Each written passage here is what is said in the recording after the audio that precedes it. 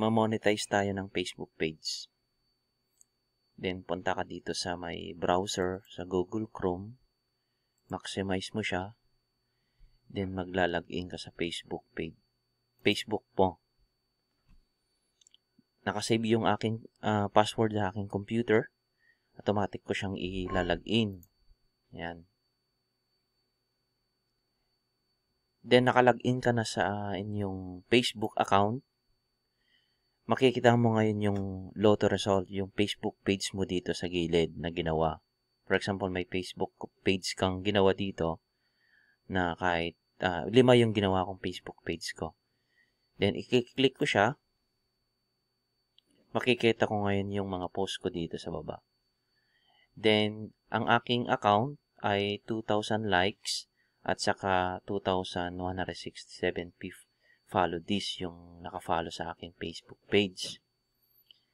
Then, ang susunod ay punta ka sa isang browser, isang website, yung tinatawag na Facebook Creator Studio. Ito. Dito ngayon ay maglalagin ka ng inyong Facebook Creator Studio kung saan makikita mo yung Facebook page mo na ginawa. For example, sa akin ay may 5 akong Facebook page dito. Ito yung Facebook page ko. Stream, Samalo, Lotto Result, Ilocano Men. Ngayon,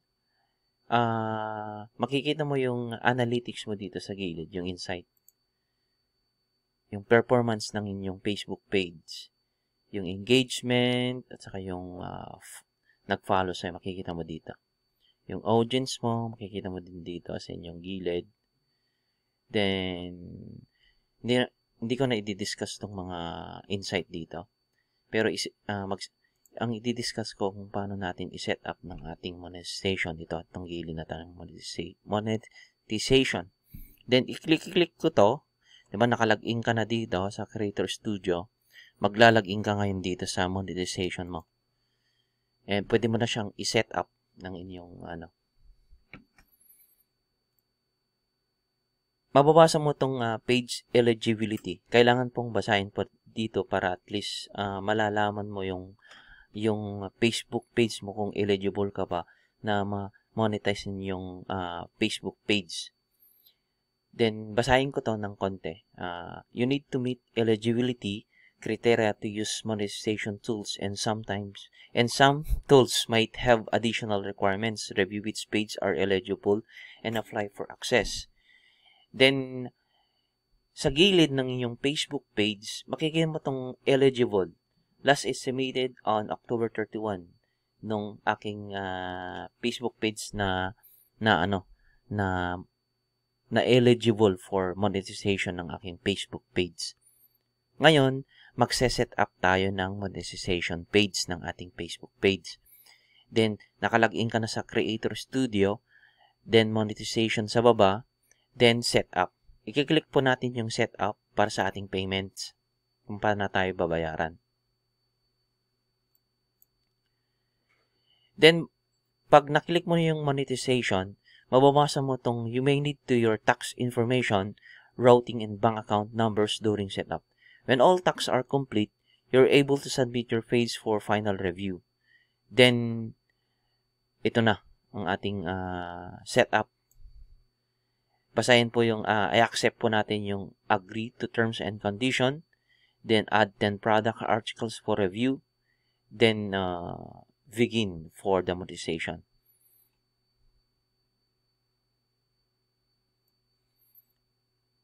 Pag review itong review terms, mababasa mo yung chinek kong article, chinek mong terms and condition ng Facebook page at i-scroll mo lang pababa. Then, i-accept mo sa baba. Then, i-agree mo dito.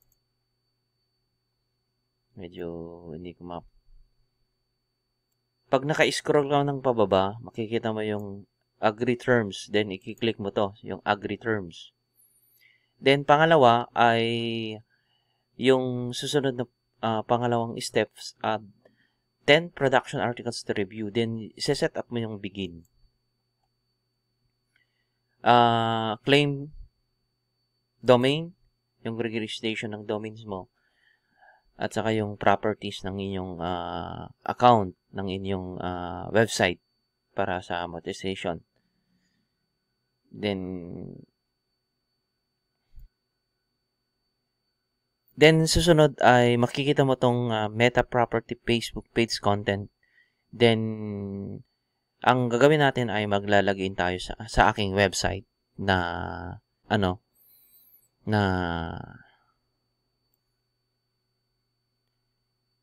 then ang susunod na gagawin natin ay claim URL. Yan. Claim URL natin. Itong meta property FB page content ay i-add natin sa HTML format natin sa ating website. Then, mag-a-add ako ng meta property Facebook page sa ating website. Ikakopy ko na lang yon. Tapos, maglalagin ako dito sa aking website. Then, maglalagin ako dito sa aking website na enclexnursing.com at wv/login. Enter. Hindi natin makuha yung natin. So, login po natin. /log. Then, nasa WordPress ako ngayon at maglalagin ako dito sa aking website. Itong meta property, i-add po natin dito sa ating website. So, titignan ko yung password ko dahil hindi ko ma-memorize yung password ko dito. Then, maglalagin ako dito sa aking website. Kung makikita na itong meta property FB page content, ito yung ID. Then, i-claim mamaya natin pagka-add natin sa ating website. Then, login na ako dito sa aking website. Remind me later.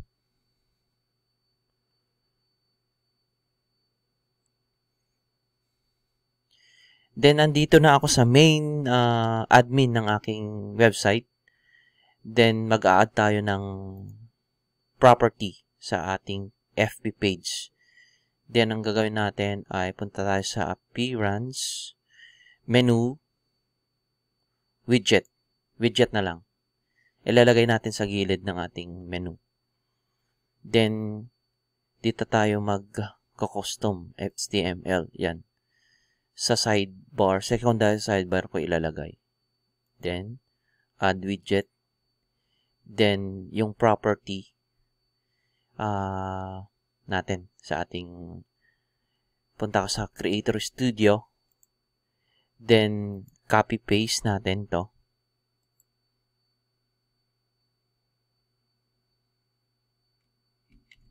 Oops, not all. Control A. Not all. Then, slide mo lang. Copy. Then, widget. Then, paste po natin. Yung gumagamit ka ng custom HTML, huwag kang pupunta sa search at saka text. Then, save mo siya. Done.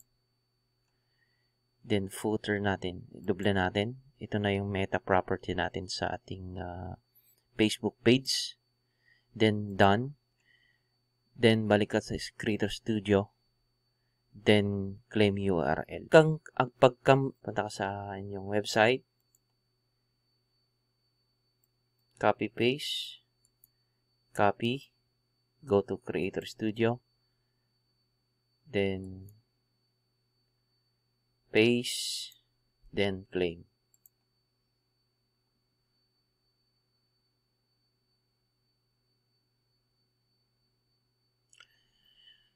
Oh my god. The FB page tag on the URL does not contain this page ID. The URL has FB page tag but they don't have this page. Okay. Nagka-problema tayo dito sa ating meta property. Then, i-instant plugin po natin. Magda-download tayo ng isang plugin para mabilis. Then, download po ta. Then, mag-install tayo ng isang application sa ating plugin account. Ito.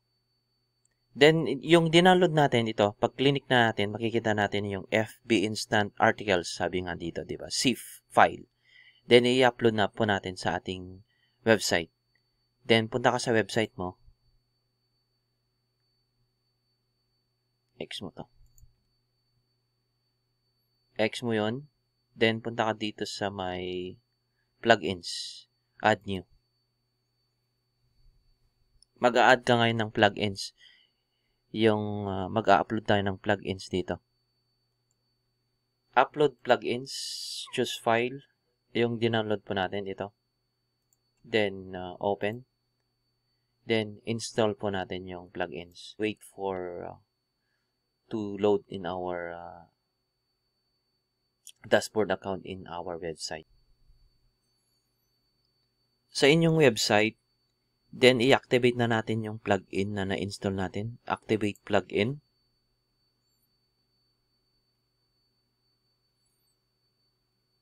Then, congrats, your install instant article web. Set it up to start publish. Then, set it off natin. I-click po natin. Yung Facebook page ID natin, kukunin po natin dito. Facebook page. Set up. Begin. Claim. Yan. Use, ito yung Facebook page natin. Kunin natin to. Copy. Punta ka sa Word instant article natin dito sa ating Facebook page. Then, sa baba, i-scroll down mo lang.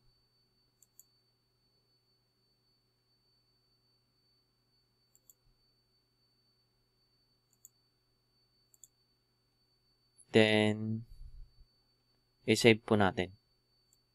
Save natin.